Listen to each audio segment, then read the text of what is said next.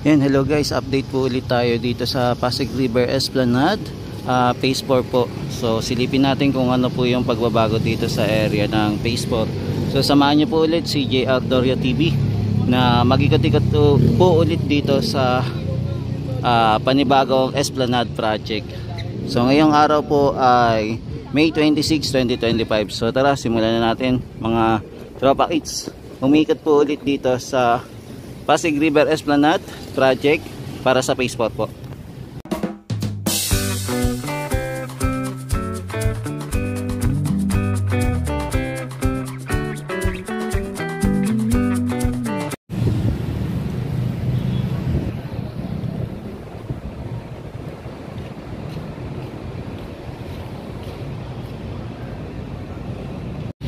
Yan, so nandito na tayo sa Pasig River Esplanade para po sa Phase 4. So mag-update na tayo kung ano yung kaganapan ngayon. Kung mapapansin po natin, ito pinipinturahan pala. Para saan kaya ito gagamitin? Itong bakal na to. Saan kaya nila gagamitin to at pininturahan na nila ng kulay gray po. Yan, pininturahan po nila ng kulay gray. Kasi ito naman po yung ganap ngayon dito sa ating bagong esplanade na ginagawa. So ongoing pa rin yung development dito na malapit na pong matapos yung ginagawa po nilang platform para sa panibagong flooring naman na gagawin po. So abangan natin kung kailan po ulit sila magbubuhos ng semento dito sa area.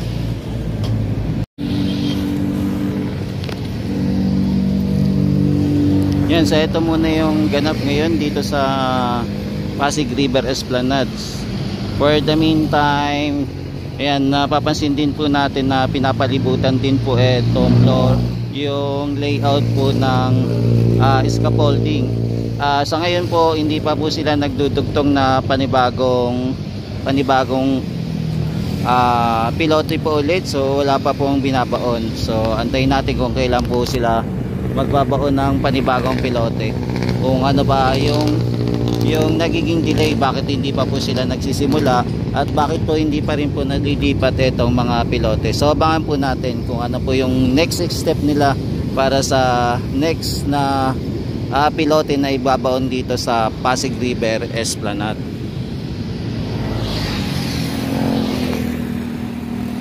Yan, sa pagtawid naman natin ng tulay dito sa kabila, pag nakaharap po tayo dito sa LRT1 trainway, mapapansin po natin na wala na po pala dito yung barge. So tinanggal na po yung barge dito sa area. Mukhang tuloy-tuloy na po ang pagbabaon siguro ng pilote dito, no? So ang naiiwan na lang po ito na lang po yung naiiwan para tanggalin din po. So malaki-laki din po ito para tanggalin nila. So ito din po nakaharang sa area po ng Pasig River Esplanade, dito po sa ilalim po ng MacArthur Bridge. So ito din po yung isang sagabal, kaya siguro din nadidelay pa, hindi pa po sila nagsisimula para nagbaon po na panibagong pilote. Yan, tapos ito naman po yung itsura ng nabakuran na po na area. Pero may mapapansin po rin po tayo mga kababayan natin, nakatira pa rin po sa dito po sa malapit po sa Ilog Pasig. Yan, mayroon pa rin po nakatira going to Quezon Boulevard Bridge. Yan, mayroon pa rin po nakatira tayo mga kababayan dyan na hindi pa rin po umaalis. For the meantime, dito po muna yung binakudan dito sa area. So hindi pa po lahat posibleng magawa po yung ating esplanade na gagawin o boardwalk po na gagawin dito sa area po ng MacArthur Bridge po.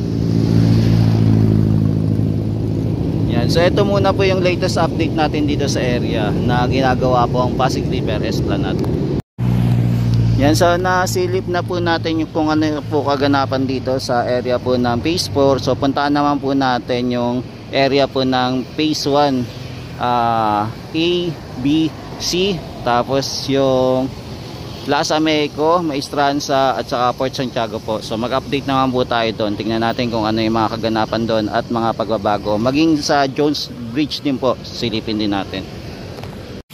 Yan, dito naman po tayo sa phase 1.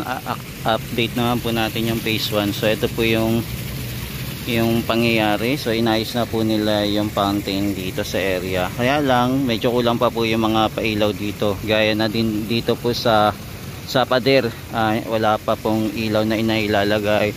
Maging itong mga pandango sa ilaw po, hindi pa rin po naayos yung mga pailaw nila. So ayan, abangan natin kung kailan po maayos o ma-maintenance ito po mga pailaw dito sa area ng statue na to, no? Medyo kulang pa po.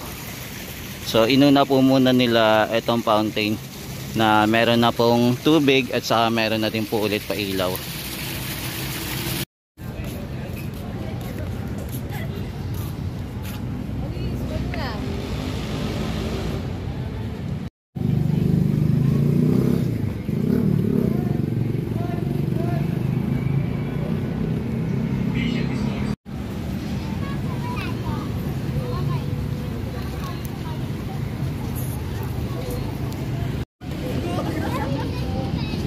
Yan, so ito na po pala itsura ng ating Jones Bridge.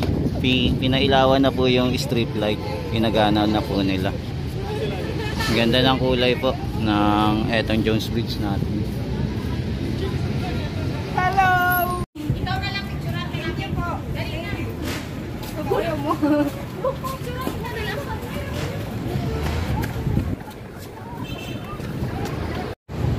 Yan, so mapapansin natin guys, pinailawan na po pala yung street light dito sa Jones Bridge. So kompleto na po, pinailawan na po lahat. So aantayin na lang po natin gumana po itong ating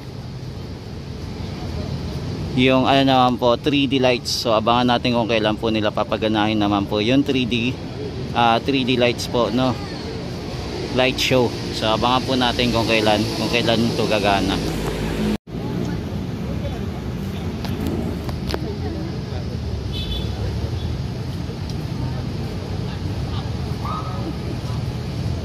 Yan, so ito na po yung ganap ngayon dito sa Jones Bridge. So pinaganda na po, antayin na lang din po natin yung 3D light show. So abangan po natin kung kailan po ito magda-dance yung light show. Yan, so yung mga light show po natin nakaantabay po muna.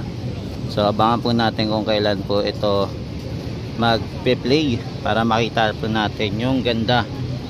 Dagdag attraction po dito sa Jones Bridge, maging sa Pasig River Esplanade.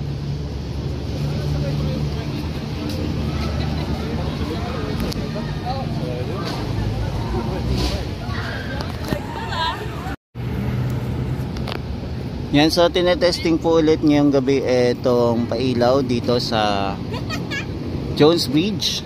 Yan, so tinetesting na po nila.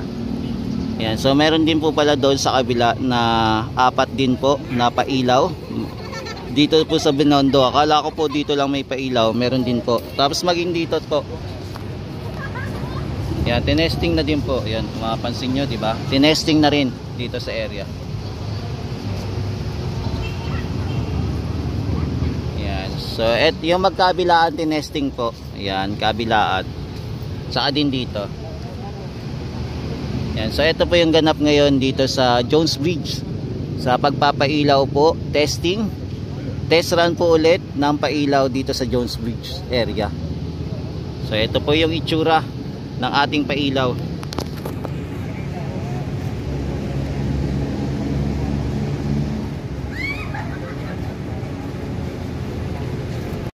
Tapos dito din po, waiting pa rin po tayo kung kailan din po ito ma-open to the public. Dahil ongoing pa rin yung construction dito sa taas sa roof deck po. So abangan po natin kung kailan po ito matatapos. Yan, dito naman po sa ramp natin, naglalatag na po pala sila ng steel matting para po siguro sa lalagyan na bonamite.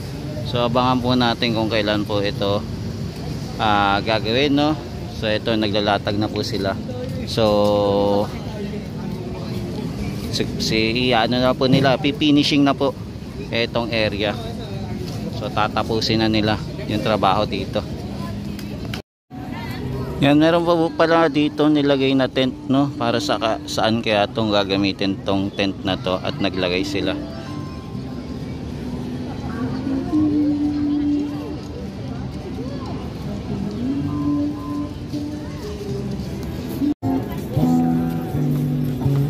Yung tindahan po dito open pa rin po. Yan, hindi po siya close, so open pa rin po kahit Monday po itong tindahan. At meron din po tayong makikita na kumakanta po.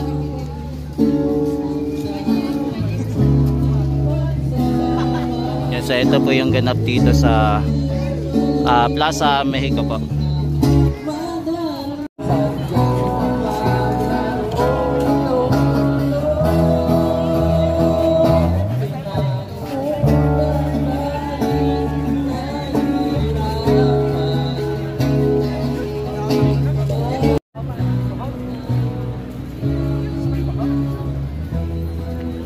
Yan, so nandito naman po tayo sa Maestranza naman po.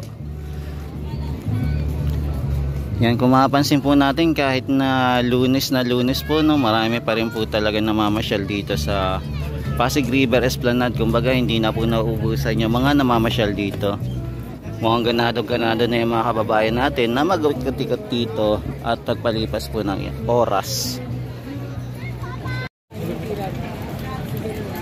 Yan, kung mapansin natin, daming namamasyal ngayon, no? Yan, dami nang namamasyal dito sa Pasig River Esplanade.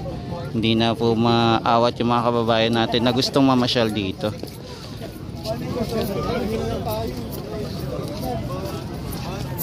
Yan, silipin natin guys hanggang dulo. Tingnan natin kung anong meron ding ganap doon sa Fort Santiago Riverwalk. So puntaan din natin kung may kaganapan din doon. Yan, kahit mga foreigner po dito na rin po tumatambay dito sa Pasig River Esplanade. Nag-iikot-ikot na rin.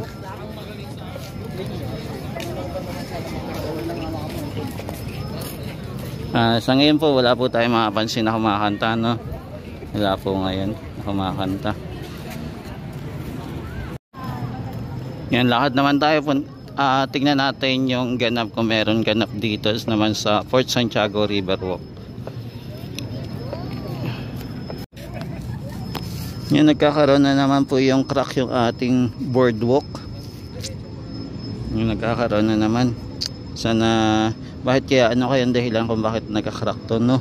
Umuuga kaya yung lupa, kaya nagka-crack at humihiwalay. Yan. So, yan yung pangyayari.